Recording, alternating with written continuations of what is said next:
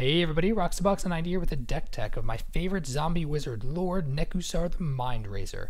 The Commander 2013 General is an absolute monster multiplayer commander in EDH and can be used in many political and deceptive ways. In this version of Nekusar, I'll be showing you how to craft an immensely powerful tribal deck list that takes full advantage of his abilities.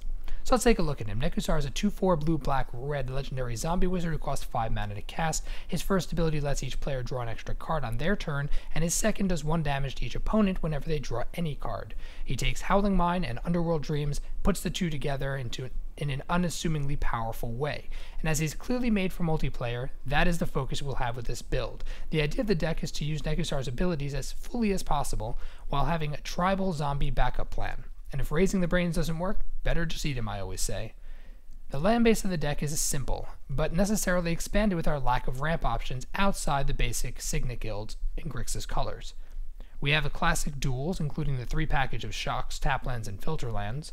Urborg assures us black mana for Cabal coffers, while Cavernous Souls and Unholy Grotto help our tribal theme, and Nekusar himself strut into play.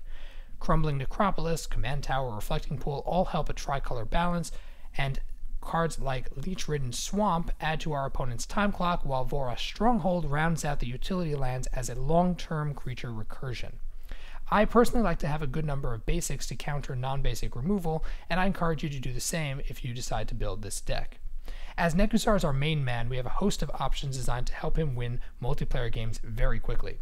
Wheel of Fortune, Reforge a Soul, Windfall, Whispering Madness, and Memory Jar all cause massive life loss by forcing huge discard and draw effects.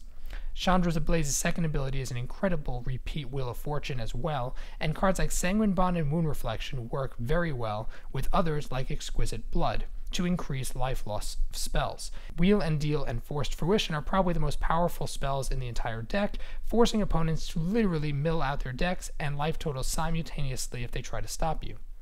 Barring huge effects, doubling and tripling up Nekusar's abilities is never a bad thing, so cards like Liliana's Caress and Megrim both work very well when an opponent needs to discard, and Price of Knowledge helps facilitate the reverse effect of drawing cards. Underworld Dreams, Temple Bell, and Phyrexian Tyranny all eat away as our opponents draw cards, and Spiteful Visions and Mana Barbs further penalize and prevent our opponents from any shenanigans. Zombies and those that generate them are very important to our secondary plan. Due to the number of zombies here, we have a host of lords to give us both long-term stability with recursion and also ways to boost most of our troops up in power. Monsters like Thraxmon and Grave Titan will help overwhelm our opponents with raw power, while Pontiff of Blight and Shepherd of Rot will help Nekusar chip away at our opponent's life totals. Call to the Grave, Rooftop Storm, Patriarch's Bidding, and Zombie Apocalypse are all large impact spells which hit our zombies home in one way or another. As supporters to our broader strategy, a small group of non-zombies will help us out as well. Vela and Blood Artist chip away at life totals, with Vela giving pseudo-unblockable. Whirlpool Warrior and Jace's Archivist are a huge help to Nekusar, forcing massive damage quickly and easily, and if in some cases, repeatedly. Now, the obvious problem we want to avoid is Nekusar being tucked away in our deck, so cards like Champion's Helm and Cavernous Souls, some counter spells, and tutors all help keep our zombie lords safe and on the board. Difficult generals to deal with for this deck would include cards like Kalia of the Vast and Zur the Enchanter, as both are very quick and will take advantage of the card draw that Nekusar is providing them.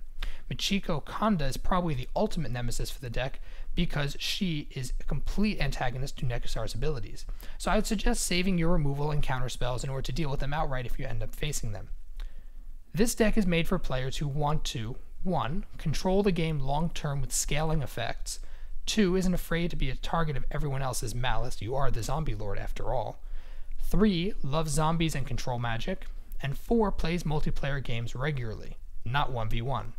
This deck is not for players who 1. Like aggro, 2. Who like other tribes outside of zombies, and 3. Who like to play nice. Nekusar is the brains behind the operation, but the zombies are the brawn. So thanks for watching, everyone. Please leave your comments and thoughts down below. I'll be happy to answer any questions and talk about alternative card choices. If you like this video, tap the like button, let me know you want more deck techs like this, and then check out my other Commander deck techs in the playlist at the top of the video. Don't forget to subscribe for more Magic the Gathering content, and as always, Roxabox90 signing out. I'll see you guys next time.